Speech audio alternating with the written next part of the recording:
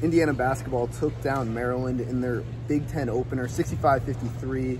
We're here for Hoosier Illustrated. I'm Drew Rosenberg, Kyler Staley. Kyler, what did you see from the Hoosiers coming out hot with a different kind of energy on defense? Yeah, I mean, just a different type of buzz today. You know, just overall in the grand scheme of things with Hoosier Nation, just being excited about Kurt Cignetti, you know, taking over, you know, the football program and him being here in attendance today. I think he brought his energy into this building and everything. But, you know, Hoosier Nation, really hot, and it really helped Indiana to, you know, light that fire and everything. They've been struggling with hot starts all season in their 7 games, but they came in, they had their foot on the pedal all the way down, and they just, you know, I would say for 30 minutes of the game really just kind of took it to them. Both ends very electric. Defensively, they were pretty up in their face. You know, Maryland's not a great 3-point shooting team, neither is Indiana, but you know, when you're looking at it from a defensive standpoint, you gotta notice that if you're Indiana, and that's what they did. They rotated really well.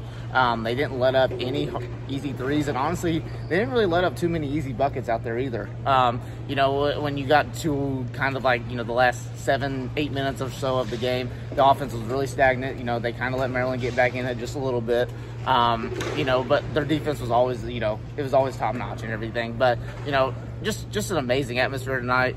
Props to Hoosier Nation for bringing that buzz. You know, Indiana really needed it. So even without Xavier Johnson. So, you know, big win for Indiana.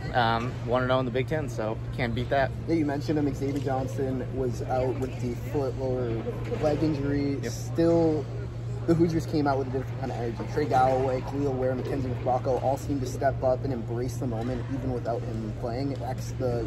The head of the snake wasn't there, and they stepped up. What kind of did you see from them? Yeah, I mean, obviously, when you have a guy like X go down, it's going to be a tough kind of thing to replace. You know, you have guys that have to absolutely step up. And you look at the backcourt, it was very depleted today.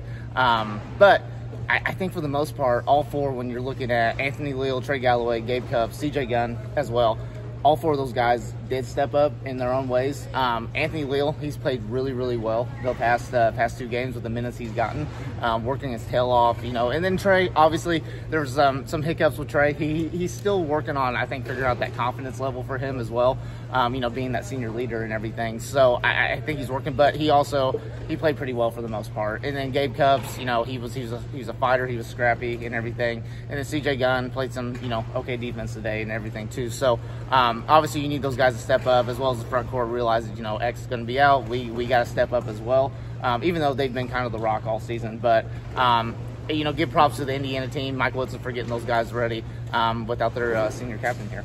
Yeah, it seemed like the Hoosiers really stepped up on the glass today. They won the rebounding battle 46-30, where that has been a big issue for this team. What did you see today that like really was the reason for Indiana? Well, it's really funny because, you know, you look at the first 3 games of the games that, you know, you're not playing the Maryland, you're playing, you know, who was it? Army? Yeah. Army that they played. Sorry, I couldn't remember for a second. But you look at those types of games and they struggle at the rebounding. Yeah. But then you look at Maryland, who honestly, when you really look at it, does match up pretty well size-wise, athletic-wise, and everything. But honestly, I think the rebounding, you know, them winning the rebounding battle, it just gave them the energy. It really did. And you saw the guards step up. Trey Galloway, I think, finished with 6 rebounds.